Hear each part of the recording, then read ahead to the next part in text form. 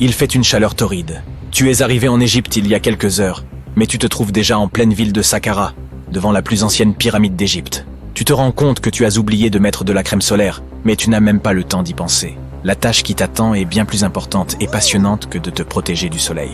Tu as été appelé à faire un rapport sur les découvertes récentes concernant les mystères de l'Égypte ancienne. Nous parlons de choses qui sont réapparues après 4000 ans. Tu comprends à quel point c'est important. Sur le site, les archéologues sont en pleine effervescence car ils pensent avoir trouvé l'une des plus anciennes momies complètes d'Égypte. Pour quelqu'un qui n'a vu que le film La Momie, c'est incroyable d'être sur le point d'en voir une en vrai. L'année dernière a été une bonne année pour l'égyptologie, avec de nombreuses découvertes sur la vie dans l'Égypte antique. Parmi ces découvertes, on peut citer cette magnifique momie bien conservée d'un homme riche appelé Ekachépès. Elle a été découverte dans un puits profond, recouverte de feuilles d'or. De nombreux symboles montrent qu'il s'agissait d'un homme important et riche. Entre autres, le bandeau qu'il portait sur la tête, le bracelet sur sa poitrine et le fait qu'il ait été embaumé avec une tunique. La partie la plus excitante de la découverte a été de trouver le lieu de repos scellé avec du mortier, comme le faisaient les Égyptiens anciens, il y a 4300 ans.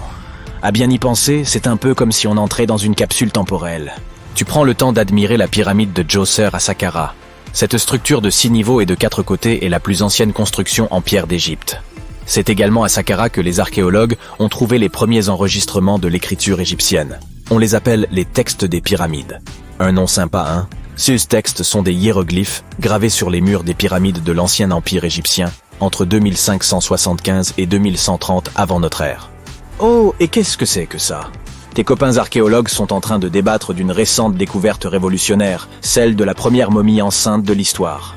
Même si nous en savons beaucoup sur les processus de momification, nous continuons à faire des découvertes qui révèlent de nouvelles facettes de la vie des anciens Égyptiens. Il a fallu du temps pour que l'on découvre que cette momie attendait un enfant au moment où elle a été embaumée, parce qu'elle a été placée dans un cercueil d'homme. Les historiens affirment qu'au XIXe siècle, de nombreux commerçants mélangeaient les cercueils pour les vendre. Oui, cela signifie qu'ils les ouvraient et échangeaient les momies pour satisfaire leurs acheteurs.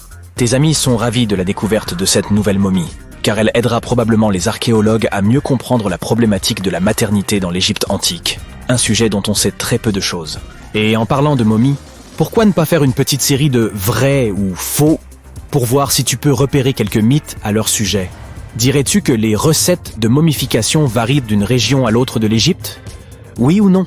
C'est vrai à 100%. Les archéologues ont découvert que les méthodes de momification différaient d'une ville à l'autre et d'une époque à l'autre. C'est un peu comme si certains anciens Égyptiens avaient oublié ce que leurs ancêtres avaient l'habitude de faire et qu'ils essayaient de le découvrir à nouveau. Il est également vrai que dans certaines villes plus riches, comme Thèbes, l'actuel Luxor, les habitants avaient accès aux matériaux de momification les plus récents. Mais dans les régions plus reculées, loin des réseaux commerciaux, ces ingrédients n'étaient pas disponibles, et les habitants devaient se contenter de ceux qu'ils avaient sous la main. Voici une autre anecdote sur les momies. Est-il vrai que les Égyptiens recyclèrent les cercueils? C'est peut-être difficile à croire, mais c'est vrai. Si tu penses que nous avons inventé le recyclage, détrompe-toi. Nous le devons aussi à nos amis égyptiens de l'Antiquité. Le bois utilisé pour fabriquer les cercueils était rare et cher. Apparemment, un bon cercueil pouvait coûter jusqu'à 5 chèvres ou 250 pains. Imagine que tu doives faire cuire autant de pain. Pour gagner du temps et de l'argent, de nombreux embaumeurs se glissèrent dans les pyramides et volaient les cercueils déjà utilisés.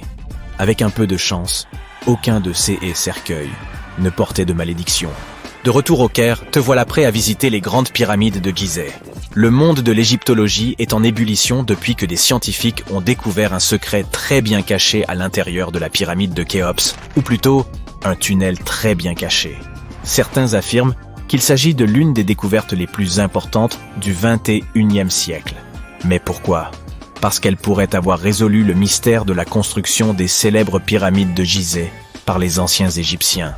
Jusqu'à ce jour, il n'existe que très peu de preuves quant à la manière dont les Égyptiens parvenaient à déplacer des pierres calcaires aussi absurdement lourdes.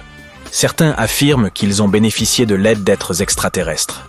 D'autres suggèrent qu'ils auraient utilisé des rampes. L'hypothèse la plus ancienne sur la méthode utilisée par les Égyptiens pour construire les pyramides est celle d'Hérodote, un érudit grec de 450 avant notre ère. Il affirme que les pyramides de Gizeh ont probablement été construites d'abord comme une structure en gradin et que ce n'est qu'ensuite que leurs arêtes ont été lissées. Mais le récit d'Hérodote n'est pas considéré comme véridique par les égyptologues modernes. Ils ont d'autres hypothèses. L'une de ces hypothèses est la théorie de la rampe interne et du Big Void. Pendant des années, les architectes parlaient de ce grand vide au centre de la pyramide de Khéops, sans que personne ne sache avec certitude de quoi il s'agissait. Mais le jour où le projet Scan the Pyramids a utilisé la technologie infrarouge pour étudier le Big Void, ils ont découvert une rampe interne. Si cette théorie est vraie, voici ce qui aurait pu se passer. Les Égyptiens auraient pu utiliser une rampe extérieure sur le côté sud de la pyramide, ainsi qu'une rampe en spirale à l'interne. Ces rampes auraient été utilisées comme une sorte d'échafaudage pour les aider à traîner de lourds blocs de pierre. Imagine la rampe intérieure comme un outil à contrepoids, un peu comme un ascenseur moderne. Waouh! Ce voyage s'améliore de minute en minute. Il reste encore quelques mystères à élucider. Dis-moi une chose, me croirais-tu si je te disais que les anciens Égyptiens ont inventé les robots? Non? Eh bien, c'est parce que ce n'est pas tout à fait vrai. Bien sûr, ils étaient astronomes, mathématiciens et ingénieurs. Mais ils ont aussi réussi à intégrer une invention excentrique dans cet ensemble, une divinité automatisée. Voici Hathor. Les scientifiques l'ont baptisée ainsi parce qu'elle a probablement été construite pour représenter la véritable Hathor, un ancien symbole égyptien de la maternité, de la musique et du chant.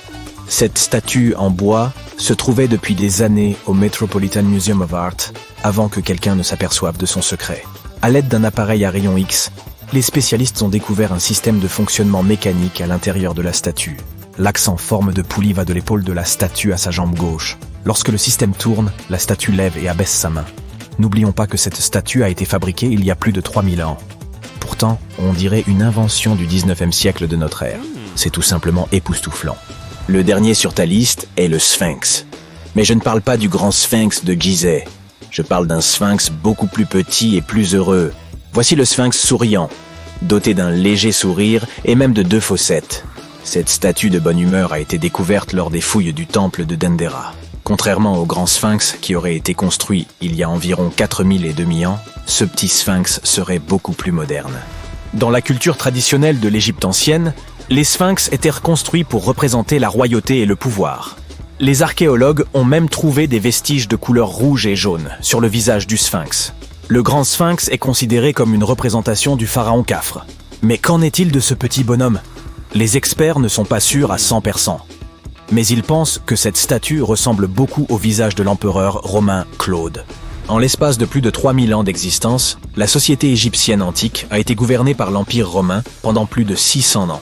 Cela s'est passé de 30e avant notre ère à environ 640 secondes de notre ère.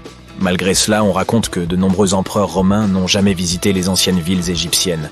Serait-ce la raison pour laquelle ils ont construit un sphinx en hommage à l'un d'entre eux au milieu? Pour l'instant, nous n'en savons rien.